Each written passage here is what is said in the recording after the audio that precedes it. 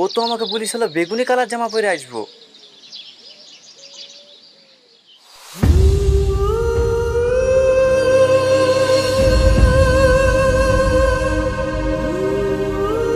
এত সুন্দর মেয়ের সাথে আমি কথা বলেছি?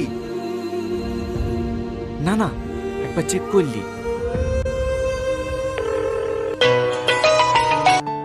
Hello hello hello Tony, hello, কথা বলছো না কেন? Hello hello Tony.